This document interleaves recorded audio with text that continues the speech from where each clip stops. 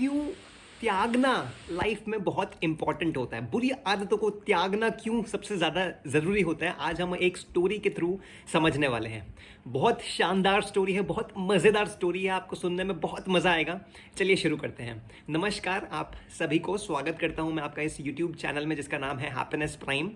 And आज हम अपना एक ऐसा स्टोरी डिलीवर करने वाले हैं जो कि आपको बहुत ज़्यादा सीख देने वाला है। तो चलिए शुरू करते हैं स्टोरी को। एक बार की बात है कि एक लड़का हुआ करता था, 24-25 साल का लड़का था। उसके माँ बाप नहीं थे, उसकी लाइफ में बहुत कठिनाइयाँ चल रही थी। वो एक व्यापारी के यहाँ काम करता था और पैसे कमाता था, घर आता था, खाना बनाता था और सो जाता था। तो उसकी लाइफ में कई सारी कठिनाइयाँ चल रही थी। तो उसने देखा कि जब वो घर आता है और खाना बनाता है तो वो 4 रोटी बनाता था, उसमें से 3 ही रोटी बचती थी, चौथी रोटी कोई ले जाता था। उसने एक दिन देखा, दूसरे दिन देखा, तीसरे दिन उसने एक चूहे को पकड़ लिया। वो चूहा उसकी एक पूरी रोटी ले जाता था। तो उसने चूहे को पकड़ा और चूहे को पूछा कि भाई कहाँ ले जा रहे हो, ये तो मेरी रोटी है। तो चूहे ने क्या कहा, ये मेरे हक का है, मैं अपने हक का खा रहा हूँ, तुम अपने हक का खाओ। तो उसने कहा, मेरे जीवन में वैसे ही इतनी समस्याएं हैं और तुम मेरी 4 रोटी में से एक रोटी भी ले जा रहे हो, क्या कर रहे हो तुम। तो चूहे ने बोला, तुम्हें समस्या है। उसने बोला, हाँ भाई मुझे समस्या है। उसने बोला, गौतम बुद्ध के पास जाओ, वो तुम्हारी हर समस्या का समाधान आपको ला कर देगा, हर एक क्वेश्चन का आंसर देगा, आपकी हर एक समस्याओं को सॉल्व करेगा। उसने बोला, बहुत बढ़िया बात है, मैं बिल्कुल जाऊंगा। तो उसने अपने व्यापारी जो उसका सेठ था उससे उसने छुट्टी ले ली। कितने दिन की, 4-5 दिन की छुट्टी ले ली। वो निकला गौतम बुद्ध को ढूंढने। गौतम बुद्ध के ढूंढने में वो अपने रास्ते पे निकल गया। दोपहर हो गई, शाम हो गई, रात होने को आई, उसके पास कहीं रुकने को जगह नहीं थी। एक कोठी दिखी उसको, उस कोठी में वो गया। उसने उस मालकिन से कहा कि मुझे एक रात रुकने के लिए जगह चाहिए, मैं गौतम बुद्ध के पास जा रहा हूँ, मेरी लाइफ में बहुत समस्याएं हैं, तो मुझे सिर्फ एक रात के लिए यहाँ पर रुकने दीजिए। तो उस मालकिन ने क्या कहा, उस मालकिन ने कहा, बहुत अच्छी बात है, आप गौतम बुद्ध के पास जा रहे हो, क्या आप मेरी एक समस्या का हल उनसे पूछ लोगे। उसने कहा, बिल्कुल पूछ लेंगे, आप बताइए क्या समस्या है।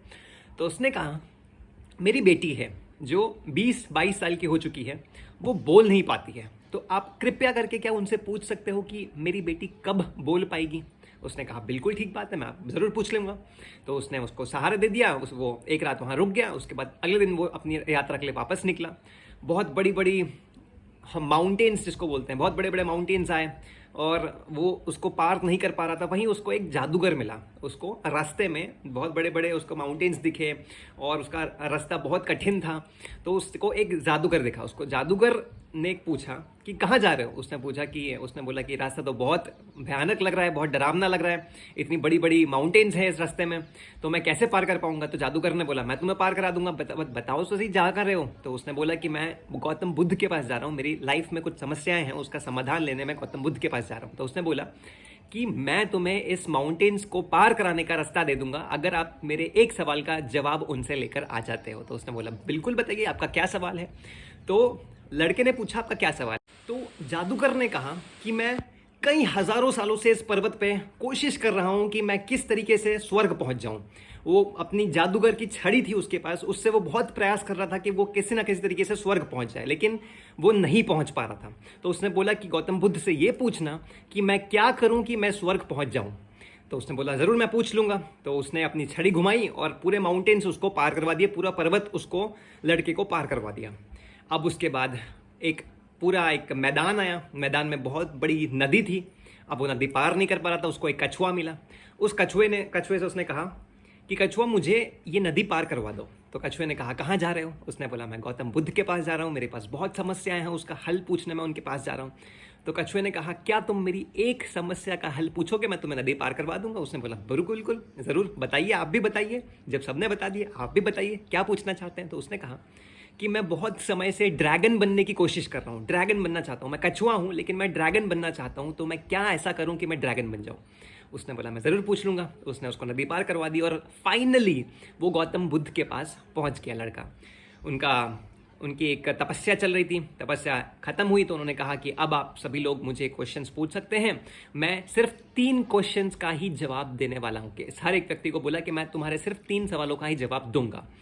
तो अब लड़का दुविधा में पड़ गया कि मालकिन ने भी पूछा था, जादूगर ने भी पूछा था और कछुए ने भी पूछा था, तो 3 तो मेरे यहीं हो गए, तो चौथा मेरे सवाल का क्या। अब वो सोचने लगा कि मैं किसका क्वेश्चन ड्रॉप करूं। मालकिन का करूं या कछुए का करूं या जादूगर का करूं, किसका क्वेश्चन मैं ड्रॉप कर दूं।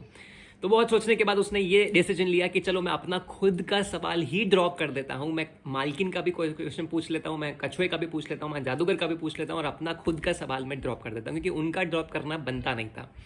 तो उसने सबसे पहले पूछा कि एक मालकिन है, उनकी एक बेटी है, वो बोल नहीं पाती है, तो वो कब बोल पाएगी आप मुझे बताइए। तो गौतम बुद्ध ने कहा कि जैसे ही उसकी शादी हो जाएगी वो बोल पड़ेगी, जैसे ही उसकी शादी हो जाएगी वो बोलने लगेगी। तो उसने बोला ठीक है। उसके बाद उसने पूछा कि जादूगर है एक, वो जादूगर कब स्वर्ग पहुंच पाएगा। तो उसने कहा कि जैसे ही वो अपनी छड़ी को त्याग देगा तभी वो स्वर्ग पहुंच जाएगा। उसने बोला बिल्कुल ठीक है। उसके बाद उसने पूछा कि कछुआ है, वो ड्रैगन कब बन पाएगा। तो उसने बोला कि जैसे ही वो अपना कवच त्याग देगा वो ड्रैगन बन जाएगा।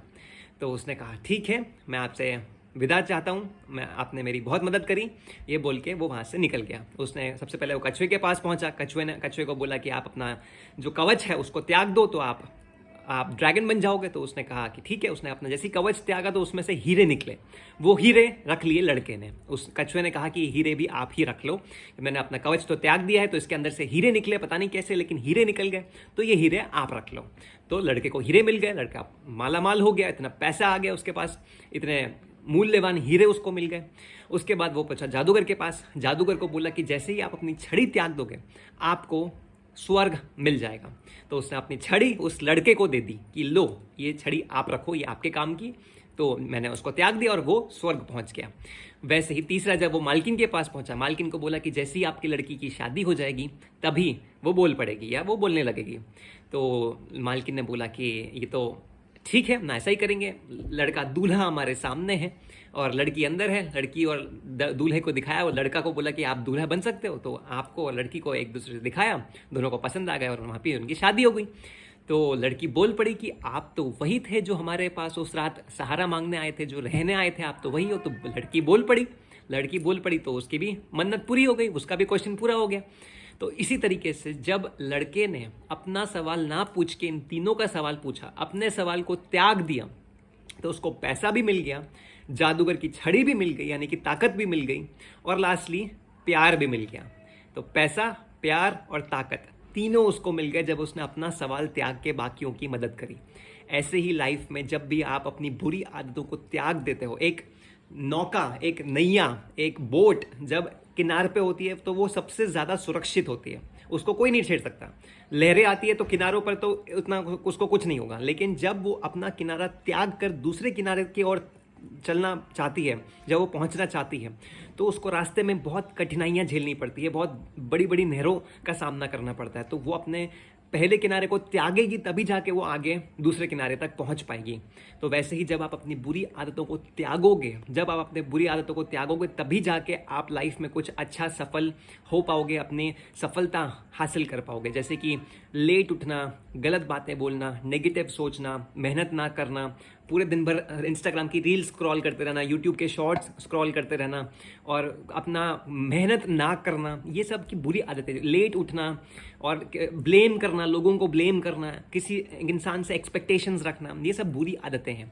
जब तक आप इनको त्यागोगे नहीं तब तक आप लाइफ में आगे बहुत मुश्किल से बढ़ पाओगे। लेकिन अगर आपने जिस दिन इन सभी आदतों को त्याग दिया तभी आप लाइफ में सफल होना शुरू हो जाओगे।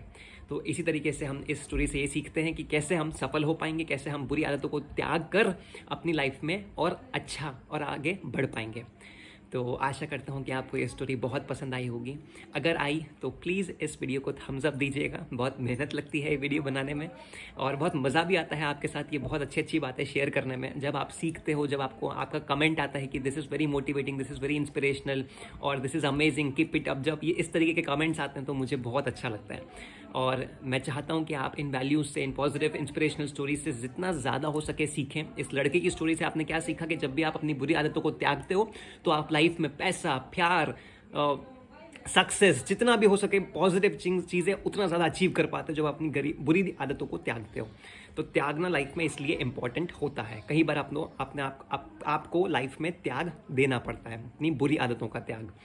तो आशा करता हूँ कि आपको बहुत अच्छी लगी होगी स्टोरी, और लगी तो प्लीज़ इस वीडियो को लाइक कीजिएगा, और यहाँ पे नीचे आपने लाइक बटन दिख रहा है, आप उसको प्रेस कीजिए, और अपने फ्रेंड्स के साथ इस वीडियो को ज़रूर से शेयर कीजिएगा। और अगर आपने अभी तक चैनल को सब्सक्राइब नहीं किया है तो प्लीज़ प्लीज़ प्लीज़ चैनल को सब्सक्राइब ज़रूर कीजिएगा। एंड बहुत अच्छा लगा मुझे आज आपके साथ ये स्टोरी शेयर करके।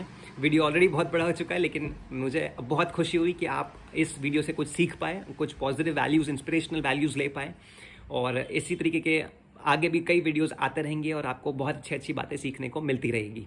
तो विदा चाहता हूँ आपसे, और बहुत अच्छा लगा आपके साथ बात करके। आशा करता हूँ कि आपका दिन बहुत अच्छा गया होगा, आपका मंडे बहुत अच्छा गया होगा, वीक की शुरुआत आपकी बहुत अच्छी गई होगी।